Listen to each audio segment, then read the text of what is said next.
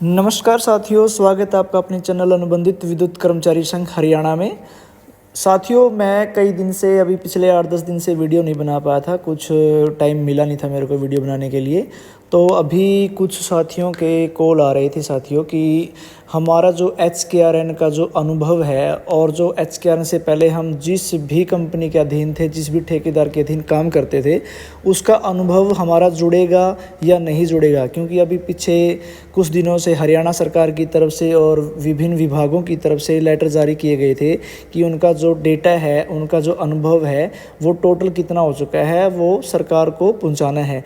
तो सभी साथियों में एक सस्पेंस बना हुआ था, एक संशय था कि हमारा पिछला अनुभव काउंट होगा या नहीं, या फिर HKRN में जब लगे थे वही काउंट होगा। तो कई साथियों की यही काफ़ी सारी समस्याएं सामने आ रही थी। तो साथियों, आज उसी को लेकर एक वीडियो बनाने जा रहा हूं सभी साथियों के लिए, जिसमें आपकी पूरी की पूरी समस्या का हल किया जाएगा। आपको बताया जाएगा कि आपका अनुभव कितना जुड़ेगा, कब से जुड़ेगा, या फिर कौशल का जुड़ेगा या पिछला नहीं जुड़ेगा। तो पूरी वीडियो को ज़रूर देखें और अपने साथियों तक भी ज़रूर पहुंचाएं, ताकि जिसको ये समस्या सामने आ रही है और जिसको ये डाउट है कि हमारा नहीं जुड़ेगा, तो वो उनको सबको पता चल जाए। तो साथियों, जैसे कि अभी थंबनेल पे दिखा रखा है कि कौशल कर्मचारियों का पिछला अनुभव नहीं जुड़ेगा, क्या होगा HKRN कर्मचारियों का। तो साथियों, मैं आपको बताना चाहता हूँ कि जब से हरियाणा कौशल रोजगार निगम का गठन हुआ है और उसके गठन होने के बाद कुछ विभागों ने अपने कर्मचारियों को 1/5/2022 में ही प्रोट कर दिया था।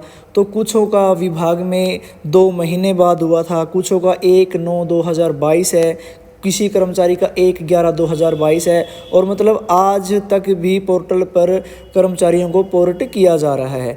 तो साथियों, इसमें मेन बात ये है कि अभी मैं आपको पूरे प्रूफ के साथ बताऊंगा कि आपका जो सैलरी स्लिप है या फिर जो अनुभव है, वो किस प्रकार काउंट किया जाता है, किस कंपनी के द्वारा कैसे काउंट किया जाता है। तो साथियों, मैं अभी पूरे सबूत के साथ आपको बताऊंगा, वीडियो तक एंड तक ज़रूर बने रहें। तो देखिए साथियों, ये सैलरी स्लिप है साथियों HKRN से पिछले ठेकेदार की, जो हरियाणा कौशल रोजगार निगम से पहले जो ठेकेदार था, जिस ठेकेदार के अधीन कर्मचारी काम करते थे, ये उसकी सैलरी स्लिप है। तो साथियों, इसमें दिखा रखा है कि TDS मैनेजमेंट, ये कोई TDS मैनेजमेंट कंपनी थी जिसके अधीन कर्मचारी काम करते थे। तो इसमें जो डेट ऑफ ज्वाइनिंग है साथियों, मैं थोड़ा इसको जूम कर देता हूँ। इसमें देखिए 1/9/2021 है साथियों, 1/9/2021 है इस कर्मचारी की डेट ऑफ ज्वाइनिंग। तो क्या, और ये इस कर्मचारी ये कहता है कि मुझे कम से कम 2015 में लगा था। तो साथियों, जब ये कर्मचारी 2015 में लगा था, लेकिन ये सैलरी स्लिप के ऊपर तो 1/9/2021 है।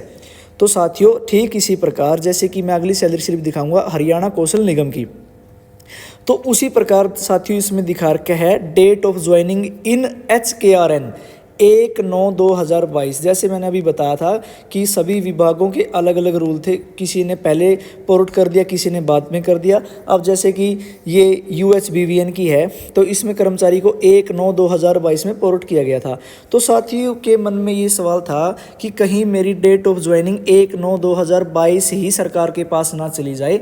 तो साथियों, मैं आपको बता देता हूँ, जिस टाइम भी आपका पोर्टल पर डाटा अपलोड किया गया था, तो उस पोर्टल पर सबसे ज़रूरी चीज़ जो मांगी गई थी, उसमें जैसे कि आपकी पोस्ट क्या है, किस पोस्ट पर आप लगे हुए हो, आपका लेवल 1, लेवल 2, लेवल 3 क्या है, आपने कौन सी क्वालिफिकेशन से कर रखा है, आपने जिस विभाग में लगे थे किस क्वालिफिकेशन के तहत आप विभाग में लगे थे, और आपकी सैलरी कितनी बनती है, आपका EPF ESI कितना बनता है, आपका LWF कितना बनता है।